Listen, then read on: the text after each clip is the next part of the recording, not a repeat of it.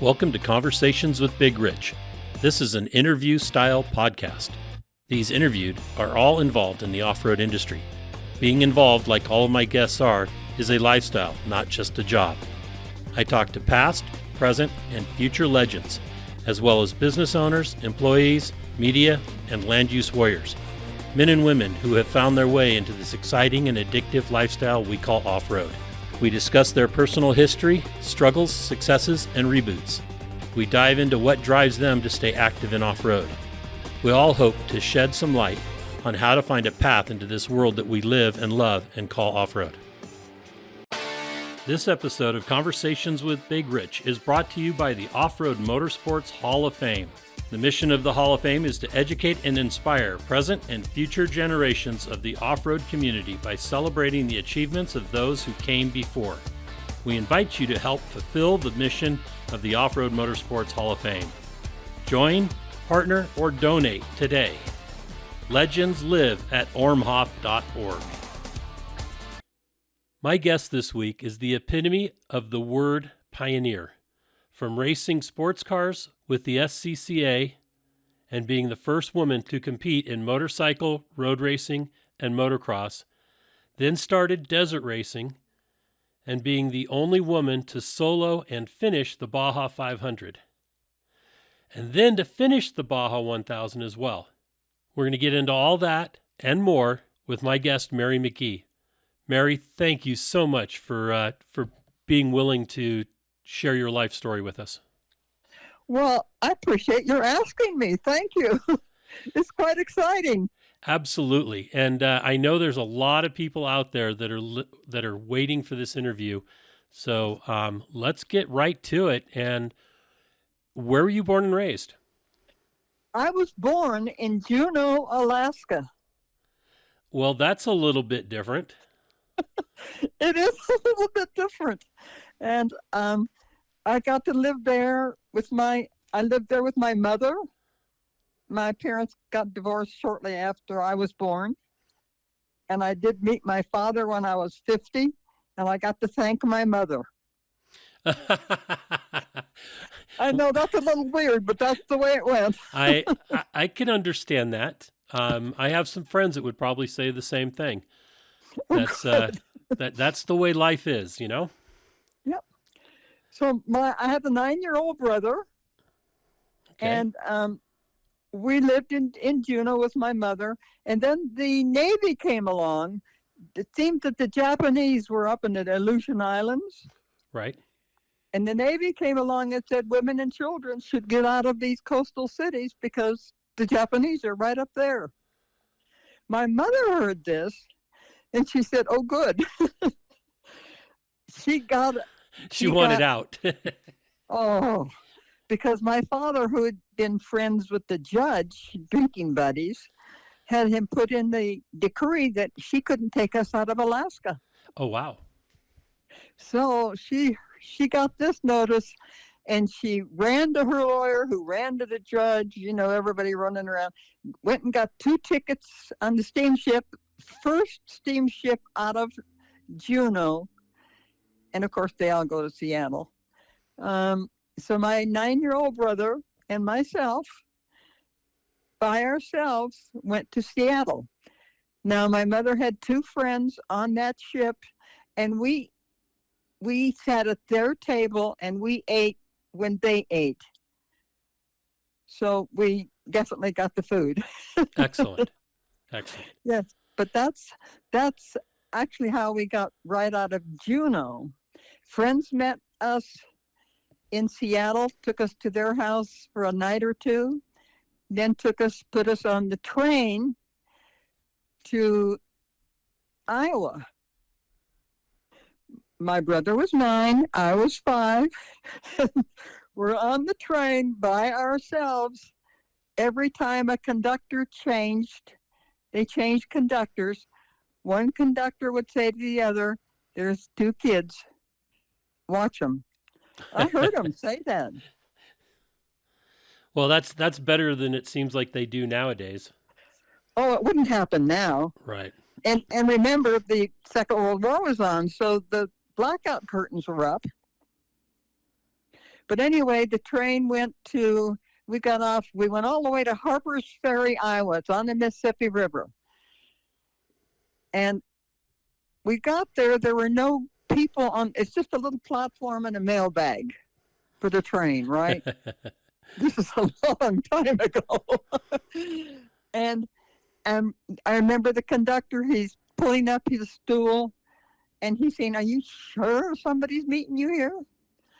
And finally, the headlights came on in the parking lot.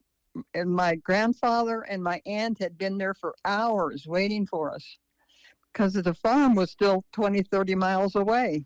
Wow.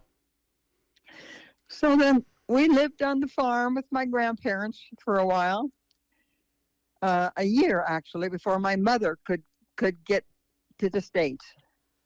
Before the Navy wouldn't let her leave because she was medical personnel. She was a nurse. I'm sorry, I forgot to say that. Okay. So she had to stay until they would let her go. That they were convinced that they had control of whatever the Japanese thought they had control of up in the Aleutians. So then my mother finally got there a year later, and my mother and my aunt and my grandmother decided, first it was my mother and aunt. They would go visit my other aunt and uncle who lived in Phoenix, Arizona. Right. And my grandmother said, "Well, don't you think you're going to leave me here?" So then my mother, my aunt, my grandmother, my brother, and myself got on another train and went to Phoenix, Arizona. But at least this time you were with your mom. Say that again? But at least this time you were with your mother. This time I'm with my mother. She got there. I can't tell you. I still remember how I missed her. That year I didn't have her with me or by me. Right. I can imagine that at 5, 6 years old. Yeah. I was 5 years old. It was not fun. So we got on the train. All of us got on the train and we went to Phoenix. My aunt and uncle, as I said, lived in Phoenix. My uncle had to move there because of health problems. And they met us at the train, took us to their house. Their house was a one-bedroom house. Now there's all of us people, right? Okay, well, my aunt and uncle had the bedroom. My two aunts, I forgot I had two aunts traveling. Two aunts took the couch.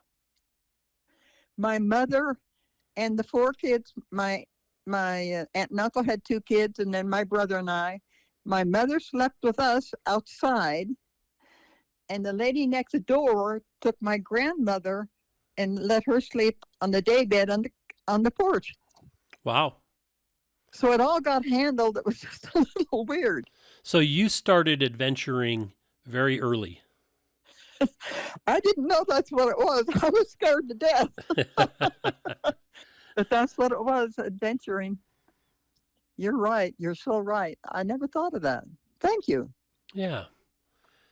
And so then you're there, you're 6, 7 years old, and you're starting life over again. At that age, let's see, in 1940, we got there in 1942 or 3, and there was only 42,000 people in all of Greater Phoenix. It was not a big city. No. It was a little crappy town. My mother, who was an RN, she was a nurse. There was one hospital in town, and she couldn't get a job at the hospital. They did not need nurses. My aunt and uncle worked out at the Goodyear factory, so she got a job out there. Imagine a city that doesn't need nurses. Exactly. I was just contemplating that. That sounds very strange. It does, doesn't it? Yeah. But anyway, so we all got along. Finally, my mother worked out there until they finally called her to the hospital to work. They finally needed her. And my mother and brother and I got a place of our own, and we moved.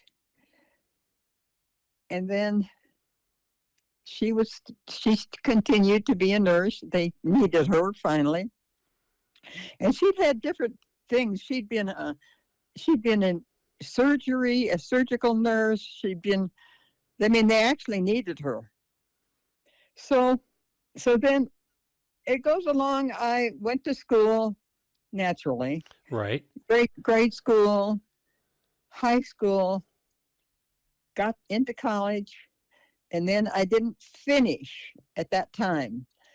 I did get married, met my husband, and he wanted to go to Mexico City to go to college because he had this idea of being in foreign service, and he could get a degree in that. So anyway, that's how we got to Mexico. And it turned out I taught second grade in Mexico. Okay. My husband went to school, and I taught second grade. I was not a great teacher. I was too young. They hired me really because I was so tall, thin, and blonde. Honest to God, that's really why they hired me. Please come to work for us. And it was the second best school in Mexico City, private school in Mexico City. Okay, now let's go back to other things. Racing.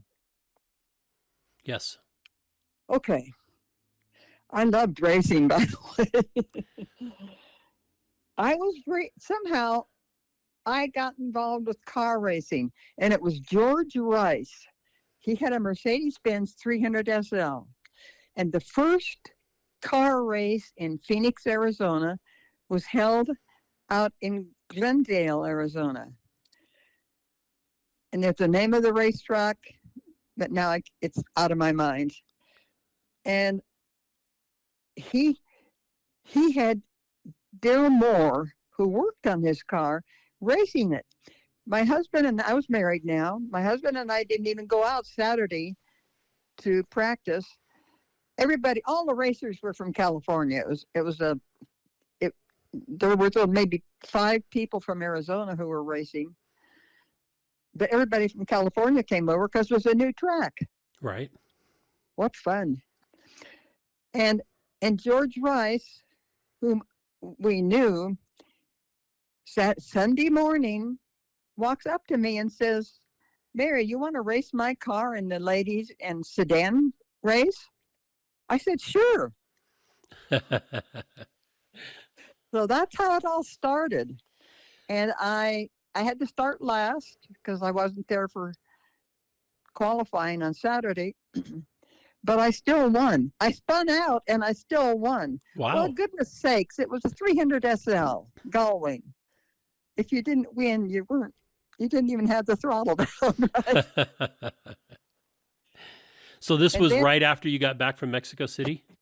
Yes. Okay. Exactly. Yes. So eventually, let's see, after that race, other people started asking me to race their cars. I got to race at AC Bristol, which I loved, by the way. Elva, forget which mark, something or another. Corvette, other cars. Eventually, it was a Ferrari, and so on and so forth. Very nice. I know it. It was. Can you believe how lucky I was on the cars I got to race? Well, it had to be more than just luck. George must have seen something to give you the keys to his car. Well, tall and thin. Tall and thin. Is that it? Okay. You could see over the steering wheel in a sports car? I hope so. I could see over the steering wheel. Must have been it. So anyway, I got to race all these great cars. And at one race in Phoenix, Vashak Polak was there with his driver over from Manhattan Beach. And, Vashak Polak Porsche. Right. I know you've heard of that. He was from Czechoslovakia. And I was racing somebody's Corvette. I don't even know who right now. I was racing somebody's Corvette, And he when the racing was over with, he came up to me and asked me, talked to me and Don, if I would come race his Porsche Spyders. And Wow. I about fell over. Yeah. Of course, I never said no to anything. You always say yes, and then you find out what it is. Exactly. Otherwise, you might blow a really good opportunity. Oh, absolutely. Just say yes and then find out what it is. And you were racing So, against the men at this point, correct? oh yes, Yes. there were no ladies race at this time. Okay. And so we did go over to moved over to California. Out of school, my husband went first, took the truck. We had a truck, and I got a little C-110 Honda to ride around Phoenix in, while he was looking for a place to live and work in California. I was working for Flint British Motors then. Okay. Believe it or not, I was the parts manager. Nice. I know it. And here's an interesting thing. It took 2 people to replace me, 2 guys. That doesn't surprise me. That doesn't surprise me. Just knowing what you've told me already, that doesn't surprise me. Well, thank you very much. So now it's my turn. My husband came in with the pickup truck and got me in my little C-110 and went to California. He had found a place for us in Hermosa Beach, which Nice. is next door to Manhattan Beach and Vashak. Yeah.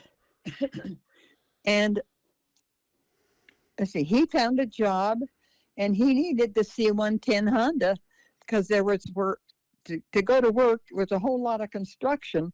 And if he rode the little Honda over the construction, he could save himself a half an hour of driving time. There you go. So that worked out perfectly. And then I started driving for Vashak. He had a couple of women who owned Porsche Spyders, who brought them to him for work. They bought them from him and brought them to him for work. He said, I can't have you race one of my cars because they bought their cars and they pay me money to work on them. So I said, that's fine. But then they quit racing. So then I got to start racing Porsche Spyders for Vashak. Okay, so they bought cars to race. Yes. And he couldn't have like the factory team against his customers. I understand that. Okay. Yeah, he just couldn't have somebody who wasn't paying him any money to work on their car. Right. Which would have been me, just some strange person from Hermosa Beach. And we went to the races, and lo and behold, I did quite well. Santa Barbara, Riverside, Miramar. I can't even think of all the race tracks now. They were everywhere, and there were constantly new tracks coming up. So we got to race all over. Furthest race was Reno, Nevada. Okay. Vashak wanted to go to, first of all, let me start. I was now also racing, and it's because of Vashak, road racing, a motorcycle. Vashak, at the time, at the races, road racing motorcycles and sports cars raced at the same track the same weekend. Oh, wow. Yeah, so one Saturday or Sunday, Vashak and my husband were down at one of the corners, and Vashak used to be a road racing champion in Czechoslovakia pre-WW2. They were down watching the motorcycles, and Vashak said to Don, Mary, she should road race the motorcycles, make even smoother in the car.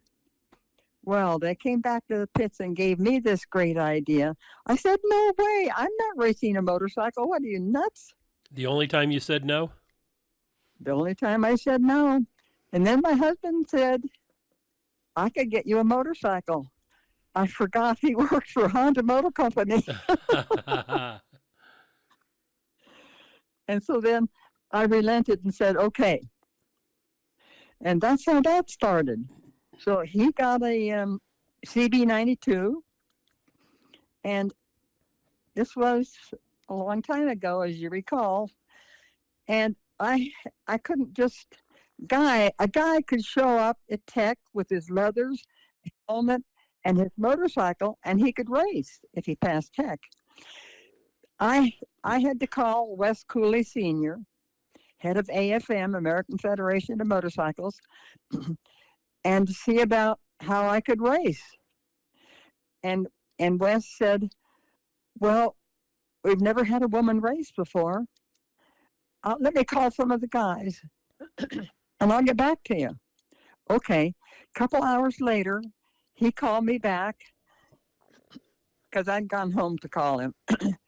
He said, okay, we can have a tryout at Willow Springs. They want to see how you do, what you do, and so on and so forth. I said, okay.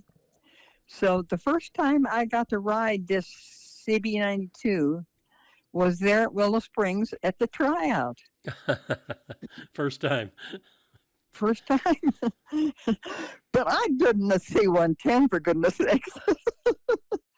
I loved that little 50cc C110. You know, it never used gas. I swear to God, it never used gas. I don't remember putting gas in there. So anyway, we did go to Willow Springs. There was 5 or 6 of the AFM guys there on their big bikes, Norton Manx, Triumphs. There were 3 Norton Manxes there, 500cc Norton Manx. One was the great John McLaughlin, and Don Vesco. So we just went around and around. So I was sitting in the pits, and here Wes Cooley comes walking down. I said, so Wes, is there going to be a race or something I have to do? He said, no, they just wanted to go round and round with you to see how you would act in the turns when they came by you. What they wanted to know was to make sure when somebody was going to pass me, because they had big bikes, that I wasn't going to turn into them or change the line. They wanted to make sure I was going to keep the line going in through the curve and going out. That was what they wanted to know. And of course, I did not know any of this.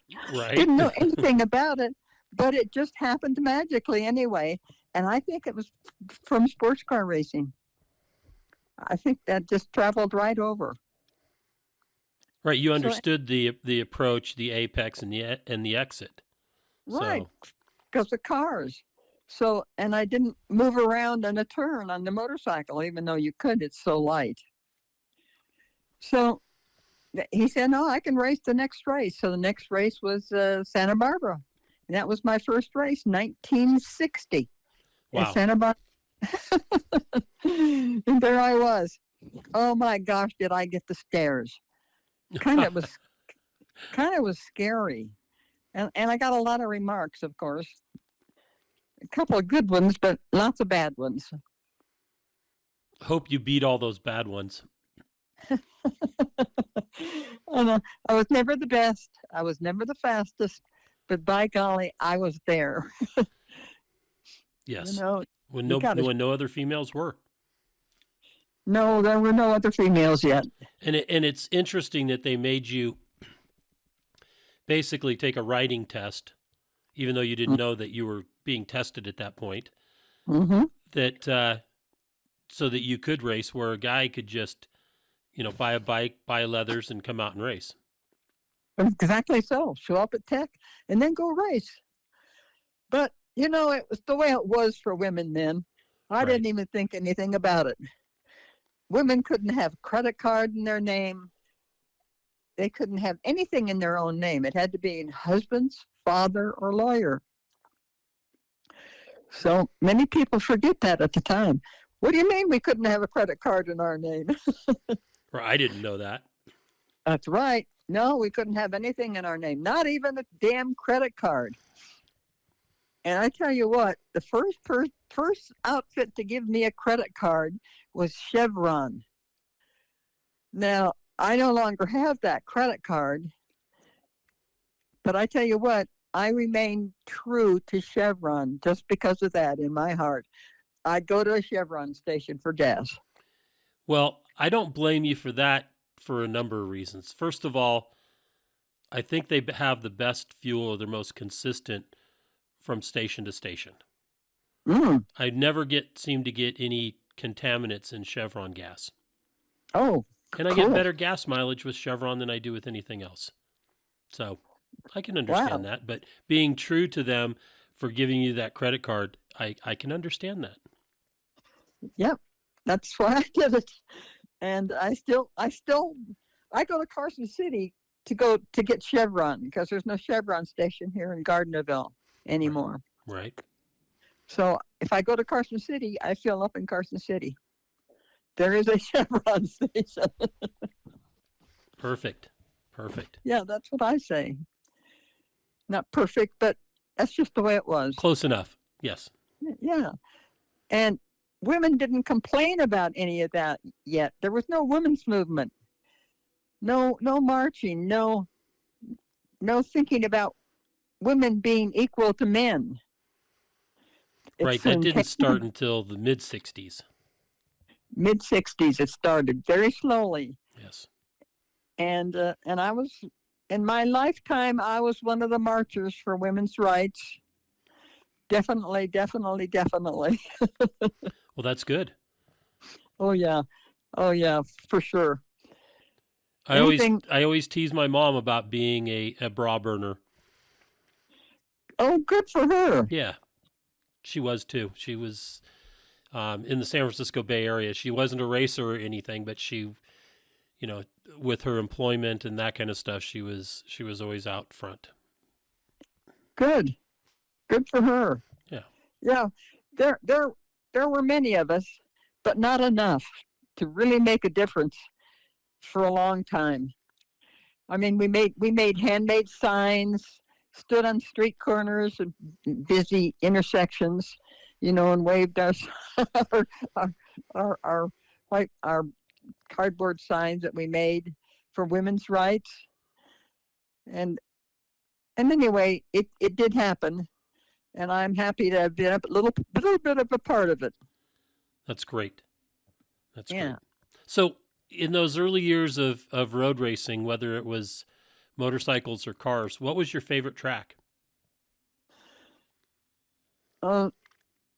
Probably Riverside. And what made Riverside special? Well, it had the S's. You started out, there was the start-finish line, turn 1, and then you got to go through the S's up to turn 6. And then you had to make sure you actually made it through turn 6. Otherwise, you could get stuck under the guardrail. And then 7 and 8 and then 9 was very spooky. You could be going too fast and not make it all the way around turn 9 because of diminishing returns. Right. But I think that was probably my favorite. And also, you got to go out there and watch the Grand Prix, the Formula cars and the big cars, and it was pretty cool seeing all the cars and the drivers. Was Monterey around at that point? Okay, I do have a story about Monterey. Okay. You're talking about Laguna Seca, right? Yes, Laguna Seca. Okay, so I hadn't been at Laguna Seca, had not raced there. And in 1962, my husband and I decided to go to Laguna Seca, to the races, up to Monterey. Got a room. Saturday morning, we went to Uncle John's Pancake House in Monterey. Okay. And the guy, the maitre d', came and asked us if we were motorcycle people. And we said yes, because it was just doing the bike. And he said, you have to leave. We thought he was kidding. We had to leave because we were motorcycle people. He did not want any kind of motorcycle people. We didn't look for motorcycle people. We just had regular clothes on. And we had to leave. Honest to Pete. We thought he was kidding, and he wasn't. We actually had to leave Uncle John's Pancake House in Monterey that Saturday morning. Okay, so anyway, I loved that track. Oh, that was a great track. And that was the early track. It's not like it is now. Right. Then they hadn't cut down any of the trees. You just whistled, and where the start-finish line was entirely different.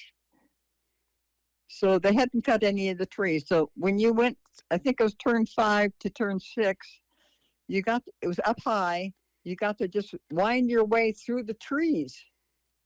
And then you had to pay attention to the limbs of the trees to know when to, oh my God, I got to go down. Did they have the corkscrew then? Of course. That's what I was just talking about. Okay. Yeah. Because you just had to have a leap of faith. There were no turns. There were no turn-offs. Run in, turn in, run-offs. So you just had to look for this tree branch. It was a certain tree branch. You can ask the early, if you're talking to any really early road racers that race there, you can ask them what about that. There was a certain tree branch. And when you saw that tree branch, you just had to take a leap of faith and turn left and go down the corkscrew. And that's just the way it was. I think the corkscrew is one of the most exciting turns in motorsports, whether it's motorcycles or cars. Well, I've only been on it on motorcycles, and it was 1962, and the trees were still there up high. They hadn't turned them out. They hadn't cut them down yet. You know, they had to cut all them down for NASCAR guys first, and then motorcycle guys, the big fast bikes. They said, no, we have too many trees. We can't race here. So they cut them down. So it changed everything. You used to get to wind through the trees up there. There's no trees now. That'd be exciting unless you left the track surface. Pretty exciting, all right. It was a little scary at first, I got to tell you. My friend John McLaughlin, I don't know, you might know his son, Steve McLaughlin. I don't. Okay. Anyway, so it was John and Don Vesco who I was talking to, who gave me the clue of how to get down it. They told you to look for that tree and then turn left. Yeah, just jump left. You just had to jump down, not turn left. You just had to jump down. I mean, it was different. Right. There were no runoffs or any of that stuff. It was just that narrow little track, and it hadn't been resurfaced probably ever. So then you're road racing, and then you get into how I got into dirt? Yes. Oh, well, my friend from road racing cars, my friend Steve McQueen. Nice friend. Said to me, yeah, we've been friends for years. Said to me, Mary McGee, you have got to get off that pansy road racing bike and come out to the desert. I, of course, said, ooh, and get dirty? But again, my husband said, I can get you a bike. He was still with Honda. Perfect. Yeah, and he got a CL72. So that's how I got out to the desert. And then met some friends of Steve's, and they got me into, they put me in one of their enduro spots. And my first race was at Jawbone Canyon, and it was an enduro. So, and the downhill scared the crap out of me. Oh, I can understand that. Jawbone's for real. It is. And it wasn't worn down yet. Right. Yeah. As a matter of fact, I was stopped up on the top because I looked down and couldn't see the bottom. And I was just sitting there on the bike, and Dave Eakins came up to me, and he said, "Mary, yeah, did we forget to tell you how to go downhill?" And I nodded my head, yes. He said, "Okay, here's what you do. Really simple. Put it in third gear and just go. You're going to fall. It's not going to hurt. It's just soft dirt. And it's going to be fine." So that's what I did. Put it in third gear, fell a couple of times, and he was right. It was just soft dirt. I maybe only fell once. I don't remember, but I did fall and made it to the bottom and said, "Whew." So I had some actually wonderful experiences on my first rides. So it's kind of you make it through them and continue on, or you wuss out and quit, you know? And you're not a quitter. I guess not. Well, I kind of like these motorcycles. I didn't want to quit the motorcycles or the cars. Had to quit cars in '63 because that's when the car thing changed to the big Can-Am cars, and Porsche factory wanted some big, fancy, expensive male drivers. That's too bad. Oh, it's all right. I enjoyed the motorcycles. I enjoyed being out in the dirt the best. And then when motocross came along, I was in the very first motocross race. Again, it was Wes Cooley Sr. who put on the first motocross race the first week in December of 1965. There were 42 of us on the starting line. That's it. You can imagine a motocross starting line with 42 people. Wow. Yeah. So, well, turns out, and I rode my husband's 500cc Triumph. That's a big bike. Well, it didn't seem like it because the bike I had been riding, that CL72 Honda, that 250 Honda, right? That was a big monster and heavy and ill handling. So the Triumph wasn't much different. So the first three races, I rode my husband's 500cc Triumph. But I tell you what, did I love motocross. You weren't stuck out there in the desert. There's your pit. You go around this track, and then you come back into the pits. And if you do break down, you just push your bike into the pits. I thought motocross was the cat's meow. You got to race, and you were close to the pits. Perfect. Yeah, that's what I thought.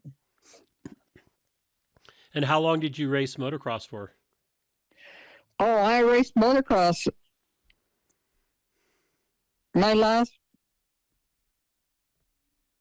long did I race motocross? For a long time. I forget the years, but for a long time. Okay. I raced all the hot tracks. There was a track opening every week, it seemed. Well, yeah, if that first race got 43 people to show up. 42 people. 42. Then, that's a good number.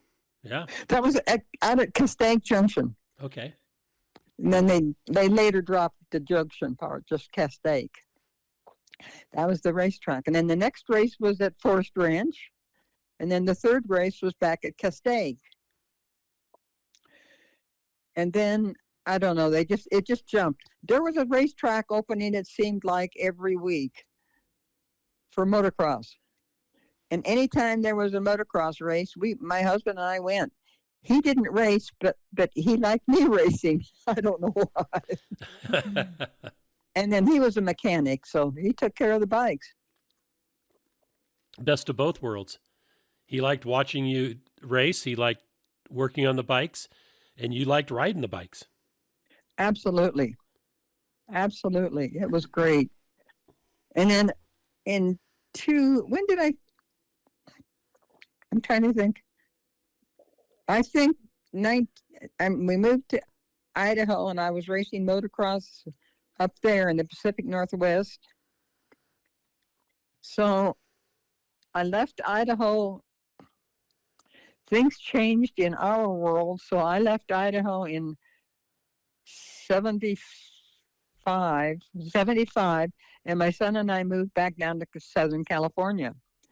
So that's about my last time I got to go motocross riding. I did do some road racing, however. Okay. Where in Idaho did you live? Ketchum. Okay. Ketchum, Idaho. And so I raced all the motocross races up there in the Pacific Northwest, even Washougal. Nice. Over in Washington. And then, let's see. 75 left Idaho? 75 left Idaho. Went back to California and did some road racing. I worked for Motorcyclist, and Brad Zimmerman, Rich Cox, the road racing guy. There was a road racing guy who had not retired, he'd gotten injured, and he wasn't doing much road racing. I can't come up with his name right now. Jody Nicholas. Okay. So we did 24 hours in Las Vegas, changing riders every hour, except when it got dark, Jody couldn't race anymore because of that accident he'd had. So it was just the three of us. And then we ran out of tires about 1 o'clock in the morning. So that was the end of our 24-hour racing. And then we used to race in Ontario, the 6-hour races on Ontario. It was Brad Zimmerman, Rich Cox, and myself. Again, we changed off every hour. That was fun. Brought more tires? Yes, it was Ontario. It was a better surface. Right. Okay. It wasn't an old rotten surface like they had at Las Vegas. And when you moved back to California, what did you move back down to Southern California then? Oh yeah. Okay. Back to Hermosa Beach. Okay. Loved Hermosa Beach. And it was affordable. Of course, now you can't even buy a sandwich in Hermosa Beach. It's so expensive. Oh, so true. So true. Isn't it? It is. Everywhere in California is becoming that way. It's crazy. Yeah. Yeah. I read about that and I think, how can that possibly be? How can it be that much money? I don't understand how people can go and buy new houses nowadays. How do they do that? How do they make that much money? Who pays them that much money to buy a new house? I have no idea. I don't know if everybody's just so upside down they're never going to get out from it or what. It's crazy. Well, of course, I'm thinking about how much money I would have made back then, which could barely buy a sandwich now. Right. So anyway, I'm glad for them and I'm happy for them and I hope it turns out well. Yes. But back to racing. Yes. So, so I hadn't thought about any of this stuff. You're catching me unawares. That's okay. That's okay. It's good to try to reach back and get to all that stuff. Well, I'm glad I can come up with some stuff. That's perfect. Yeah. So then you're racing road bikes again. Yep. And you were working for the magazine? Uh-huh. And you were like a tech writer or something? No, they wouldn't let me have a pencil in my hand. Oh. Okay. I got to I got to go on some rides when the editors were gonna evaluate some bikes for the magazine, and Okay. I got to go and ride a bike. I could not say a word about that bike. I certainly couldn't write anything about that bike because I was not an editor. But come along with us because you know how to ride. So they would watch you and then write about the bike. I doubt that. I think they just Wanted somebody there that knew how to ride well. I think they had maybe too many bikes and not enough riders. I don't know. Okay. Because I didn't get to ride the same bike all the time. I got to ride all the bikes, but I never got to say anything about my impression. I never, ever, ever. That's too bad. They missed a great segment back there. No, it's all right because they were the editors. They were getting paid for doing this stuff. Okay. And I was a sales rep. I was selling space in the magazine. That's all I was good for. Oh, I doubt that. They just didn't explore the opportunities. Oh, it's all right. Okay. Brad Zimmerman, the late Brad Zimmerman, he stayed a friend for a long time. He was a good guy. He was an editor. And okay, let me see. So then some things happened that I don't want to talk about. However, I have one fun thing to say. Okay. I just remembered this the other day. The magazine people were going to Scandia to have lunch because I think Bob Peterson had just bought the restaurant. So everybody was going up there to eat lunch, and I was training a young man to be a sales rep, and he was right behind me. So we were the last to go into the restaurant, and as I was walking by, Carol Shelby said, "Mary, hi." I said, "Hi, Carol. How are you?" So this young boy I was training about fell over. Right. "That's Carol Shelby." And he said, "Mary." Anyway, that was kind of fun. Steve McQueen, Carol Shelby. Wow. Well, we were all in the racing thing. Yes. You had lots of guys. They made a movie about some of the stupidest movie I've ever seen was Ford versus Ferrari. I love that movie, but I didn't know the insides. Oh, well, first of all, Carol Shelby was a huge guy. And secondly, Ken Miles was an Englishman. Right. And those two guys were not big or not English. They could have done such a better job. Oh, at least of casting. Okay. Yeah. Oh, yeah, at least the casting. And Ken did have a great shop, and he invented a lot of things. So let's see. So that now where are we? Working for the magazine. Okay, yeah. Then I went to another magazine and just had a better time, just selling space and just living my life. No racing. No more racing. I didn't start racing again until I took up vintage racing, vintage motocross. And that was a long time ago, but I can't think of when it was. I took up vintage motocross. Okay. And I don't know how I got into that. Somebody got me into that. And I got a 250 74 Husky, just like I'd raced in Baja. An early Husky, no suspension. And I started racing vintage, and I loved it. People are so nice, and it's so easy compared to when it was real motocross. Right. It was just, the tracks were nice. Kind of missed we did get to go in vintage. We did get to go some of the big tracks like Sand Hill and Hollister and so forth.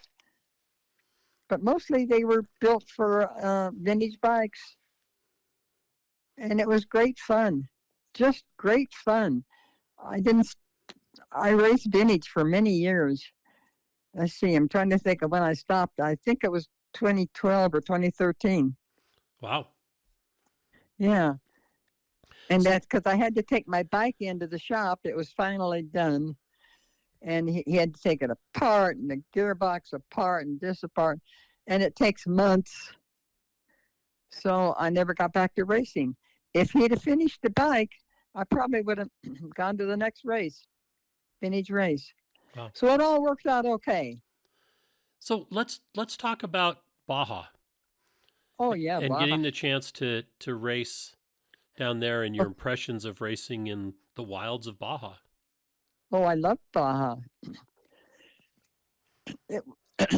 Let's see, Baja. Paul Collins, the late Paul Collins, a friend of mine, he called me up and said, "You want to race a Datsun in the Baja?" Once again, I always say yes, yes. Well, so did start. It was a 500cc Datsun, just that little Datsun, and different tires and shocks and a roll bar. And let me think. It started in Ensenada, started in Tijuana, and it was a timed run down to Ensenada. That was part of the race.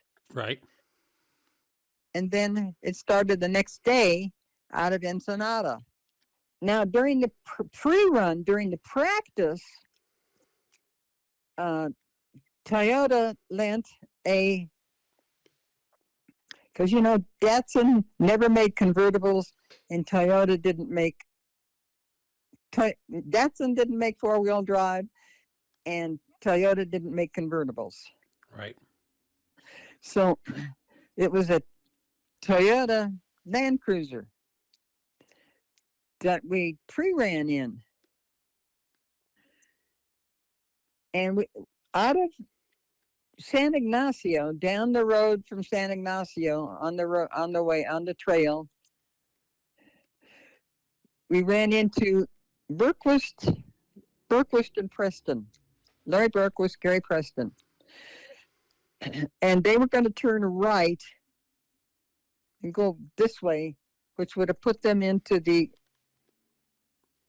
the area that everybody goes to watch whales. Okay. I don't remember the name myself. Unfortunately. And I know it. I get that. So I said, no, it's this way. No, they insisted this way.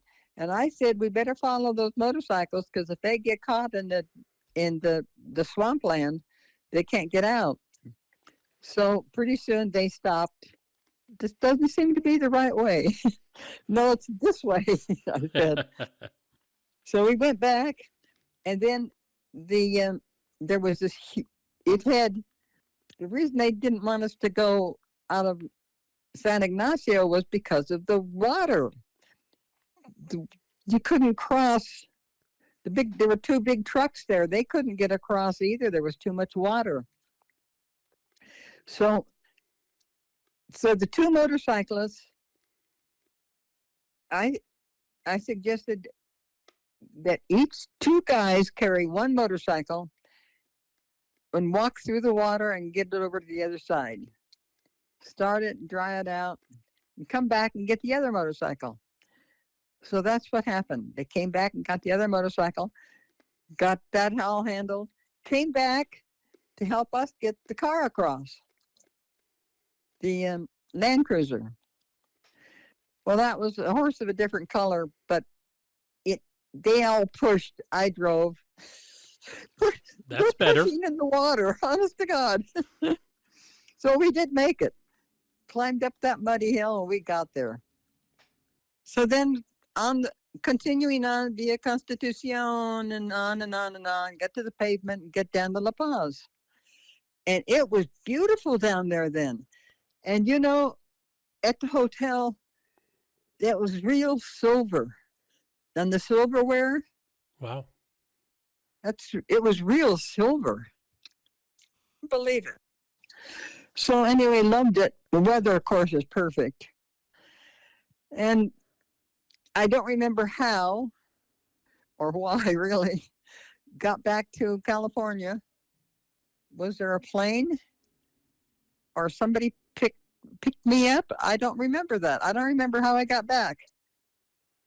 As strange as that may sound, I do not remember. Okay. So then the race, let's see. So the race was the 510 Datsun, but it didn't make it. It only made it to El Arco. And I don't remember what happened, but I can tell you what El Arco was like. It was freezing. They were burning rubber tires and people standing around all these rubber tires from every big truck that had ever been through El Arco lost a tire, and they were burning it. And it was really, really cold. I was standing at the fire, just turning around and around, trying to stay warm, looking around. Then I spotted two guys and all the cardboard had already been taken from the little village store. So I spotted two guys in leathers. I think they were leathers, man. It might have just been motorcycle gear on cardboard, back to back, sound asleep. Well, I went around and around that fire and got myself so nice and hot. I went right over there to those guys and I slithered right in between them. They never knew I was there. The next morning, it was Don Bohannon, a desert racer, who said, "I slept with Mary McGee." That woke everybody up. But he didn't know it. Right. Until he woke up. That's funny. No, they didn't feel a thing. I was nice and hot, and they were in some sort of motorcycle gear. It was either leathers or riding gear. I don't remember now. I just knew they were motorcycle riders, and they were on cardboard, and I could get warm and slither right in there. And that's what happened. But he woke up really early, I'm sorry to say. So then, and at that time, that's when the car broke down. So I got a ride out. Guy had flown in and picked up 4 people. Well, he'd been hired to do that ahead of time. So he said, "I'll be back. I'll take the seats out and I can take more of you." And that's what he did. He came back. It was a push-me-pull-you airplane. Engine in the front and a little engine in the back. Okay. I don't remember the name of it, but I called it a push-me-pull-you. And he came back. He had the seats out. So there was a bunch of us that could get in there and sit down. And then, he kind of was showing off his airplane. Scared me to death. Especially if you're not in seats. Yeah. And I'll just turn off the big motor, and we'll just do the back motor. And you'll see, I'm yelling.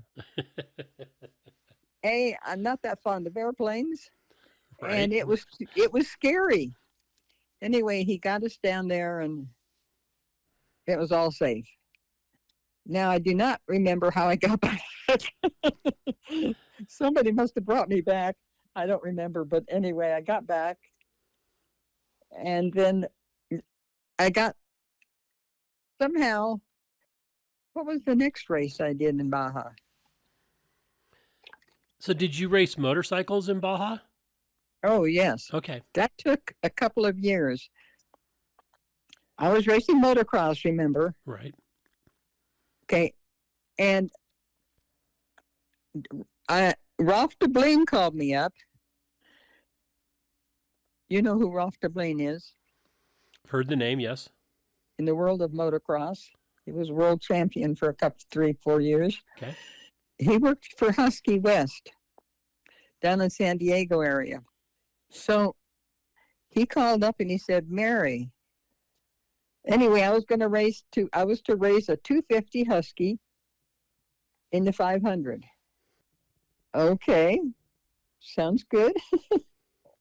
The bike would be in Ensenada. I just had to get to Ensenada. This is a long time ago. I'm having trouble remembering all the little tiny things I want to remember. Just take your time. I am. Thank you. So got down there, and of course, first thing you have to do is go to Husong's. Right, of course. and then take a turn, take a practice run on the bike. Come back and get ready for the next day, which is the race, start of the race. So it was the 500-mile race, and it went up through near Mexicali. Okay. Up through the trees. The pine forest and Tecate and out that way. Yes, Piney Forest. Thank you. I knew there was a name. And back to Ensenada. And I made it. No great shakes, but I made it. And everybody's happy to see me. So then comes the 1000, and Husky didn't have enough bikes. So Can-Am said they were going to send a bike. Okay. So Can-Am sent a 175 down. And my husband did the initial check over and make sure everything worked and da-da-da-da-da-da. And I co-rode with Lynn Wilson and Steve Bridges. They're desert riders. So did I start the race? I must have started. Yes, I started the race. And on the way to San Felipe, the bike just stopped. It just stopped. And the only thing I know to do is check, is the fuel going through? Is there spark? Right. That's the limit of my mechanical knowledge. And then I look, my barber jacket is off, the helmet is off because it's friggin' hot. And I hear two guys coming up the motorcycle trail. And I let them come up the rest of the way, and they said, "We saw you back there. We're down here and watching. We're waiting for Parnelli Jones to come through and crash." I said, "Okay." So they got the bike. They pushed it down to their pit where they were watching the races, and both of their wives were there. They just sat there and looked at that bike, checked the fuel, checked the spark, da-da-da-da-da-da, did this and that and the other thing, because one guy was retired from Harley Davidson. So he did know motorcycles. Their wives gave me half a sandwich and a Pepsi. I was grateful. Pretty soon, that guy that used to work for Harley said, "You know," right away when somebody says, "You know." Uh-oh. Exactly. Those Harley Davidsons would never run with a fuel filter. I said, "Well, take it off, yank it off." He said, "Okay, let me measure, make sure the fuel lines are long enough if I do that." So he cut the fuel filter out. There was enough fuel line. If he took out the fuel filter, it would all connect up. And what do you think? It started right up. Yep, clogged filter.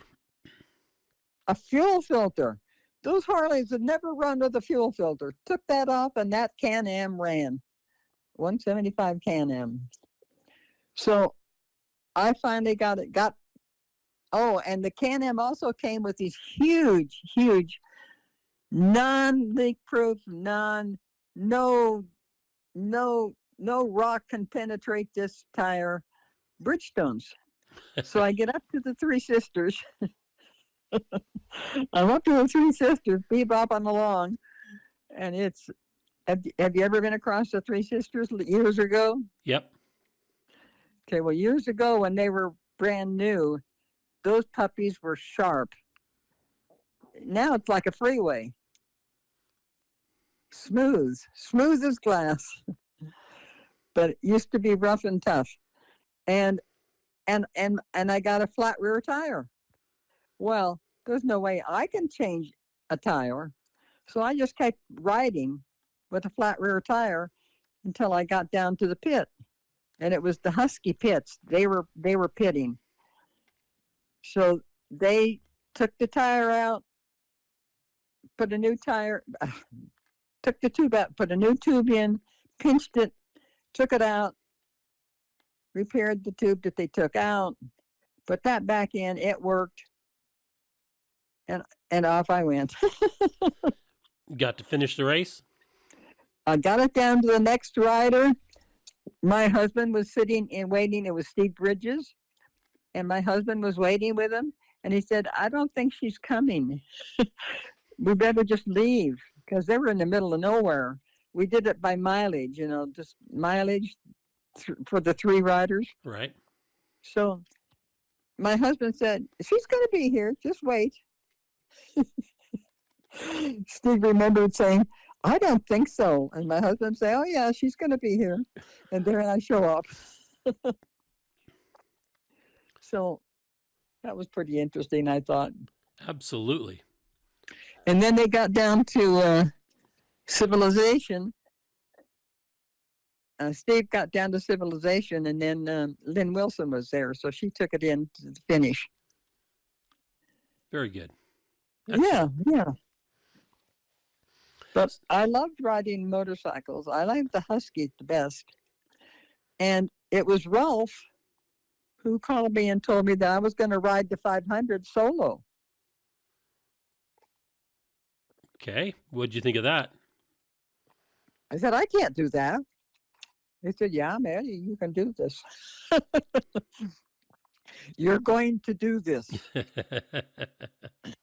You're going to ride the 250 solo, the 500. So I said, okay. Again, okay, instead of saying, I can't do this. Right.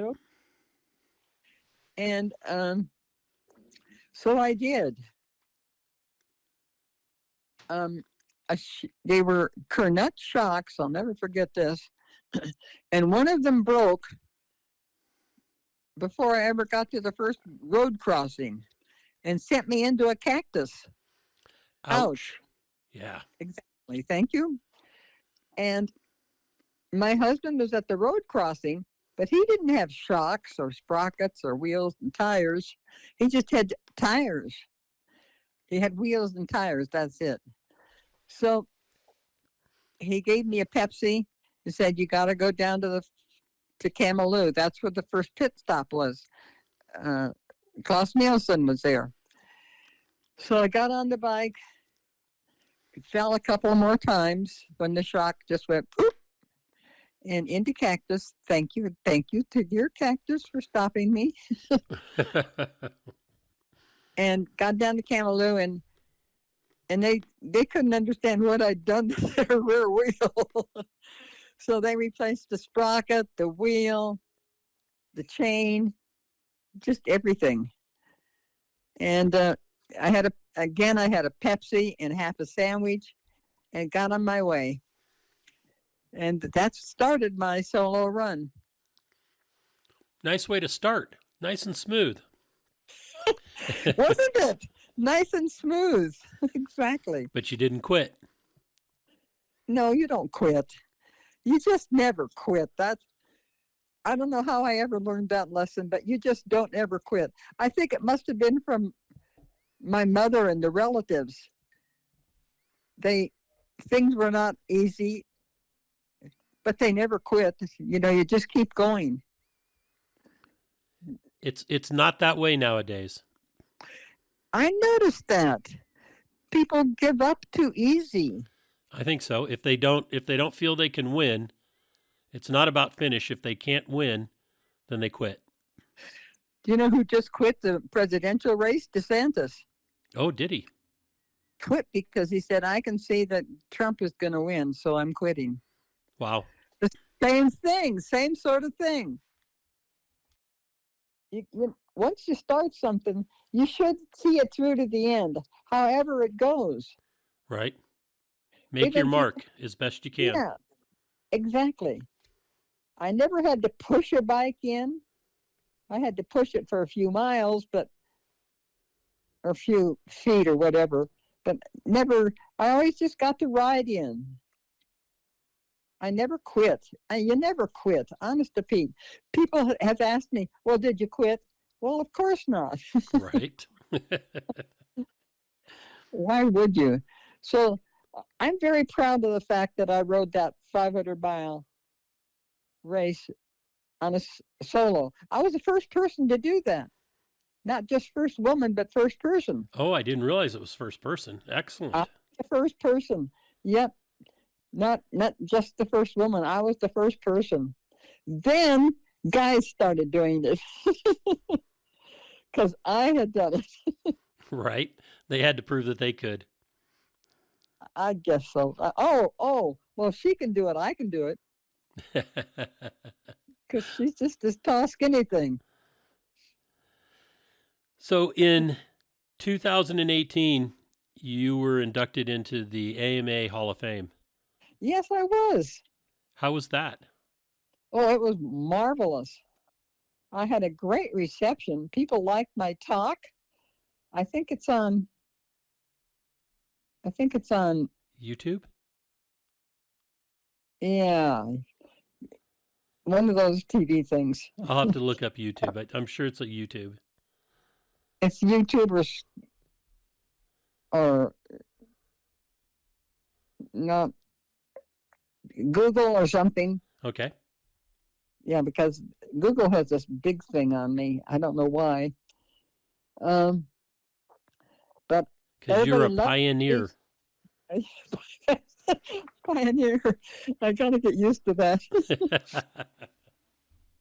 and everybody loved it. Said it was the best talk anybody had ever given at an AMA awards banquet. So that felt good. I was jammed coming off the stage. I couldn't even go to the bathroom. Everybody wanted to say congratulations. Yeah, talk to me, and it was wonderful. I loved it. So it was great. The food was great. Where was that held? Was that in Vegas as well? Oh no, it was back in Columbus, Ohio. Okay. AMA is in Pickerington, and Columbus is the biggest big city. Okay. Yeah. And then this last year, you were inducted into the Off-Road Motorsports Hall of Fame. Yes, that was in Las Vegas. Yes. Yeah, that was gang. I had no idea I had so many followers. Did you enjoy that gala? Oh, I loved it. Except they hauled me off the stage just when I was getting started. I know, we were all disappointed in that. We wanted to give you, we all wanted to hear the story. And yeah. It was sad that we had to stay on schedule so that you couldn't continue talking. But that's what this podcast is going to help with. So we get to hear your story. I might have been sharper when I was in Las Vegas. I don't know. It's quite all right. You're sharp enough, Mary. That's for sure. Well, not bad for 87, huh? Right. Yep. I'm very impressed. You were your career was phenomenal. You got to do things that open the door for many others to come along. Well, I hope so. I hope that women were paying attention, that, look at, I'm riding, you can ride, and you can do this, you can do that. If you just pay attention and you don't be scared. Never be scared. If you're out there riding, all you do is you pay attention. Just put it in third gear and go. Put it in third gear and go. And you just pay attention. You never get scared. You pay attention to what I did on those long, long rides. When I'd get kind of bushy-eyed, I would go over my seating position. How are my shoulders? How are my hands? How are my arms? How's my butt? How are my feet? And then I'd get my position the way I like to ride, loose, feet on the pegs. Don't grip the bars until they're going to die. Right. Feel the bike. Be the bike. Yep. That's right. You got it. So it's been a wonderful life. I've enjoyed every minute of it. I think I've been probably the luckiest woman ever to have gotten to do all this racing. I mean, imagine cars, bikes, Ferraris, Husqvarna, Jeepers Creepers. And you didn't set out to do that. It just came. It just came to me. No, I didn't even know what a motorcycle was when I was a kid. Until Vashak and my husband said, she needs to road race. There you go. That's awesome. Yeah. So I truly am lucky. I'm lucky it all happened. I'm grateful it all happened. I am grateful. I'm grateful for every moment on a race course, whatever the vehicle was. And I'm grateful that you were able to spend the time with us to share your story. I really appreciate that. Thank you. You're entirely welcome. Thank you for calling. Yeah, and I will let you know when this is going to air.